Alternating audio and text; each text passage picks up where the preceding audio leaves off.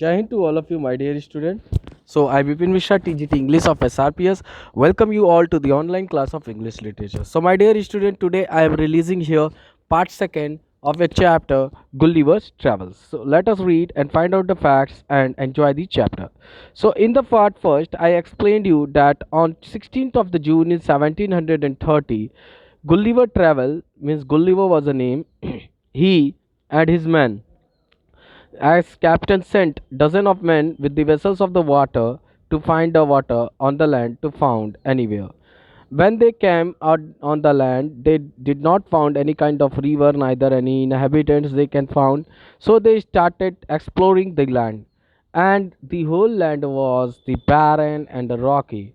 So that is why after being exhausted, they returned back and they returned back to the ship.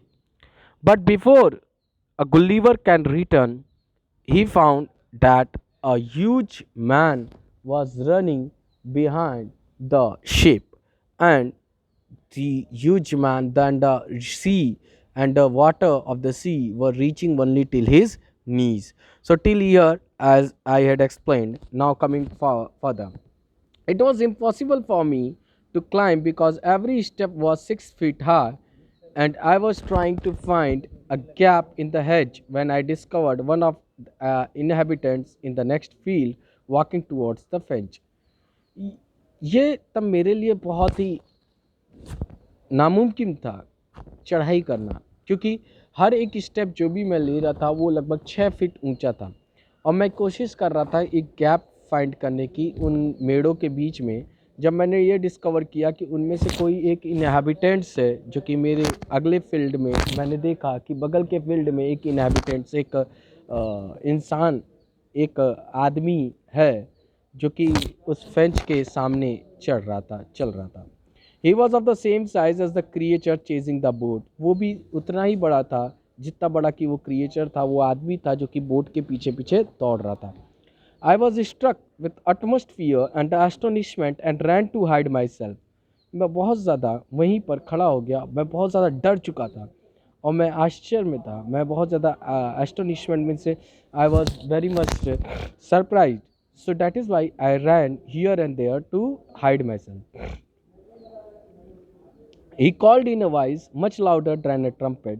उसने बहुत तेज आवाज में चिल्लाया, लगभग एक ट्रम्पेट, एक जो बजाने वाली मुंह से एक माउथ विशिल होती है, माउथ से बजाने वाला एक ऑर्गन होता है, एक म्यूजिकल इंस्ट्रूमेंट होता है, उससे भी तेज उसने बजाया, बोला।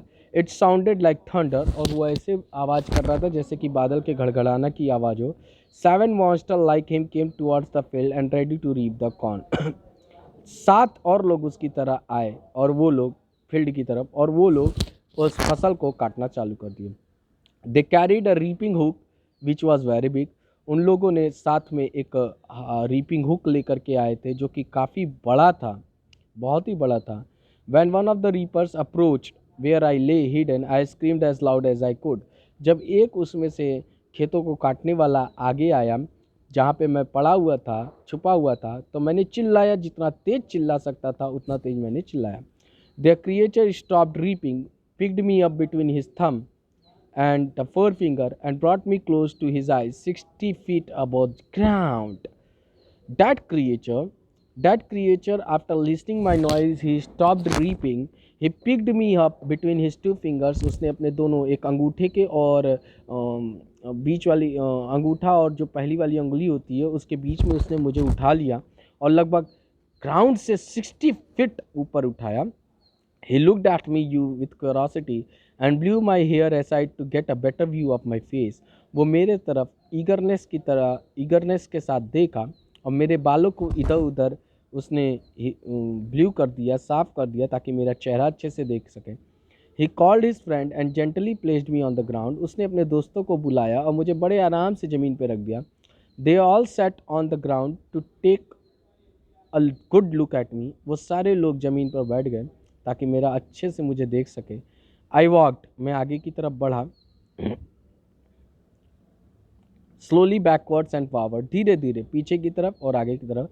Pulled off my hat and made a low bow towards the farmers, मैंने अपने टोपी को निकाला और झुक करके उन किसानों को मैंने सम्मान दिया। आई ट्राइड टू स्पीक दम लाउडली इन सेवरल लैंग्वेजेस, मैंने उनसे कोशिश की कई सारे भाषाओं में बात करने की। Each time I did so the farmer who picked me up held his ear very close to me but in van.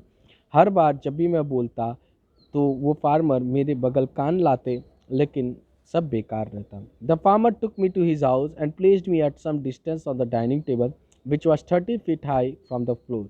वो फार्मर मुझे घर पर लेकर के गया और मुझे कुछ दूर पर डाइनिंग टेबल पे कुछ दूर पर बैठा दिया, जो कि लगभग ग्राउंड से 30 फीट ऊपर था।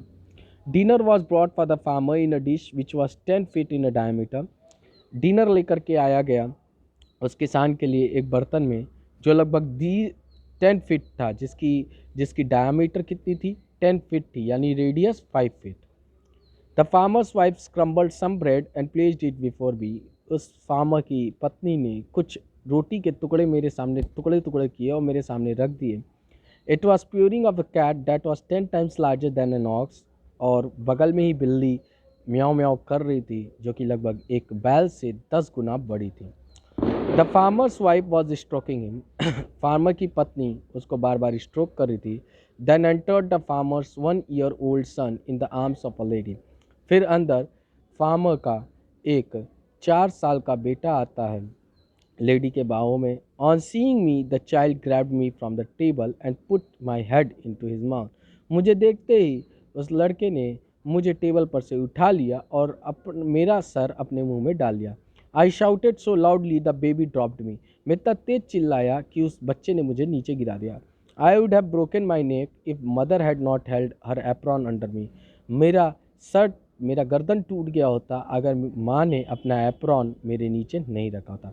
Letter she put me on her own bed and covered me with a clean white handkerchief. बाद में उन्होंने मुझे अपने खुद के बेड पर लिटा दिया और मुझे मेरे ऊपर एक साफ सुथरा हैंडकरचीफ लगा दिया। I slept dreaming of my home my wife and my children. मैं वहाँ पर सोया रहा अपनी पत्नी के बारे में सोचते हुए, सपना देखते हुए, अपने बच्चों के बारे में सपना देखते हुए और अपनी घर के बारे में सपना देखते हुए। तो this chapter was adapted from Jonathan Swift's Gulliver Travels novel. Okay, here are some of the words which are: bellowing, very loud noise; inhabitants, occupants; barren, land with no vegetation; astonishment, greatly surprised; crumbled, broken into pieces; grabbed, picked suddenly. Okay, some of the questions are here which you have to write. Why did the captain send his man to the land? So the captain sent his man to the land to get some water. Why did the man rush back to the ship? The man rushed back to the ship because they saw a giant man. The giant, choose the correct. The giant carried a reaping hook because he was fighting with other giants. He was going to reap the corn. He wanted to frighten Gulliver.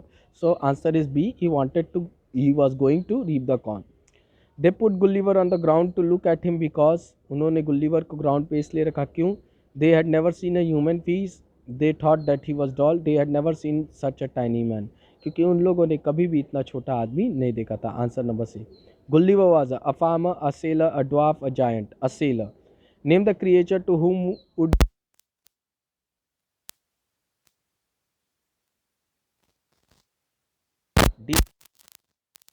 text. Write some sentences that tells you the following. The giant reapers were fascinated by Gulliver's because he was very tiny. Gulliver was a learned man because he bowed his head in front of them and can speak and the